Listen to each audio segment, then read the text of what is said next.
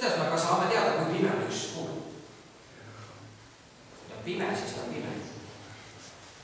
Niisiis, termin pimedus on võetud kasutusele inimese poolt, et lihtsalt kirjeldada valguse puudumist.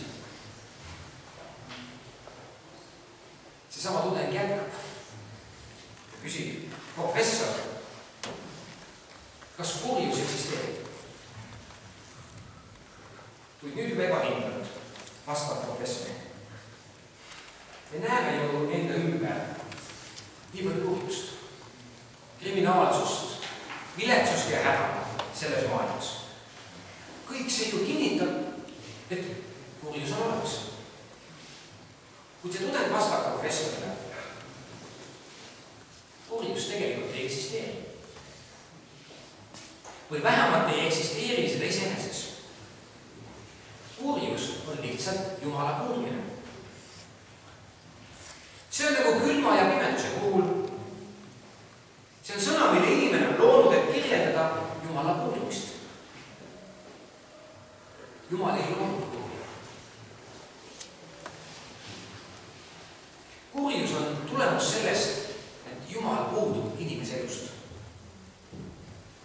See on samamoodi, et kui külm saabub, siis ta saab.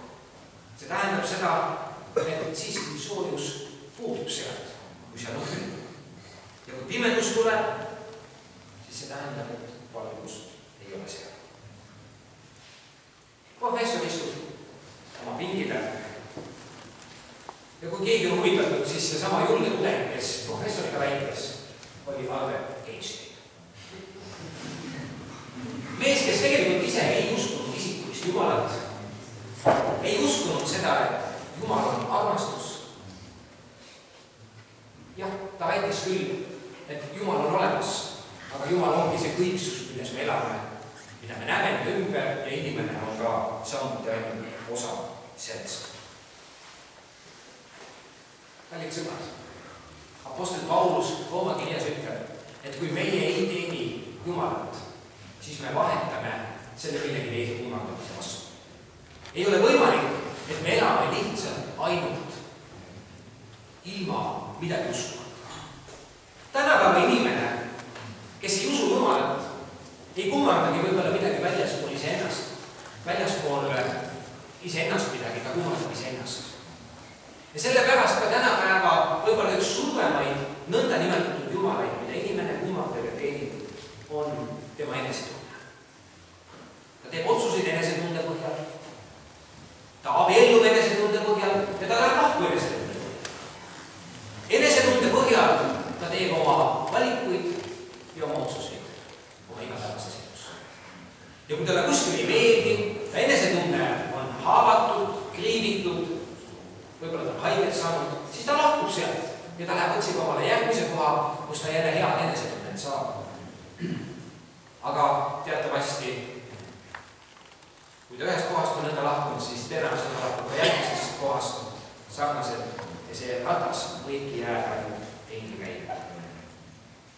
Kallid sõbrad, ma tahan julgustada teid jätkuvalt teenima seda Jumalat, keda me õpime tundma viis Jumala sõnast. Seda Jumalat, kes on armastus, kes on igavene Jumal, kes on olnud, kes on ja kes jääb olema. Kes ütles, minu nimi on, mina olen.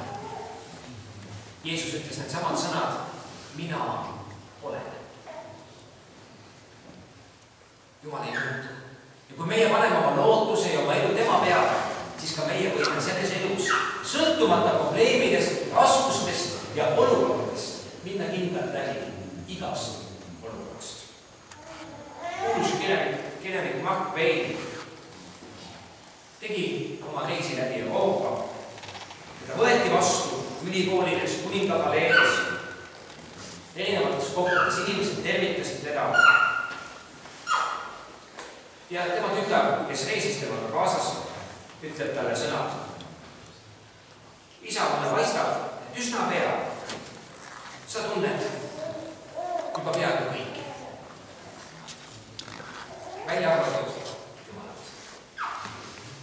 Ma väga soovin, et see ei oleks mitte nõnda meie üles, vaid et me ennekõike võiksime tunda Jumalat ja siis tunda inimesi ennast ümber, jagades Jumala armastust ja võttes seda vastu just teise käest. Et sa oled igavene Jumal, kes sa tahad aidata igat inimest. Tahad aidata igat ühte, kes usus ja usalduses sinu vastu julgeb avada oma südame sinule ja anda ka oma koormat sinu kanda. Sa oled ütelnud, tulge minu juurde kõik, kes te olete vaevatud ja koormatud ja ma annan teile hingamist. Issand, ma tänan, et sina oled vägev Jumal. Täna kinkima rahu, lootust ja tulevikku igaühe südamesse, kes seda väga vaja. Ma tänan, et sa oled vägev Jumal kandma igat ühte neist. Issand, kui kellelgi on ka rõõm täna südames ja elu läheb otse kui päikese paistab linnulaulu saatel. Kõik on kena. Aga issand, sina tead, mis on ees. Ma palun, et ka head päevad ei pimestaks meie silmi. Et me ikka usaldaks sind ja ikka loodaks sinu peale ja toetaks sinule oma südames. Sellepärast, Jumal, ma palun, et sa võtad õnnistada igat üht, kes on täna siin selle piiskopi linnusega piitlisaalis kogunenud sinu sõna kuulama. Issand, ma palun, et sa õnnistad kõiki, kes on tulnud. Õnnistad ka neid lähedasi, kelle peale me täna mõtleme, kes on meie lähedal, meie ümber. Võib-olla mitmete lapselapsed on täna Tallinnas laulupeol ja palume sinu hoidmist, varju ja kaitset. Ja palume nendele turvalist tagasiteed koju ja usaldame sinu kätte iseennast, selle armsa linna siin, oma maa ja oma rahva, meie maa juhid, meie valitsejad. Me palume, et armuaeg ja vabadusaeg meie maal võiks kesta ja säilida ja ka meie rahvas võiks õppida tundma sind ja sinu teid nende headel päevadel, mida sa oled meile teinud. Issand, me kiidame ja austame sinu kallist, sinu vägevat ja sinu võimast nime, Jeesuse nime. Amen.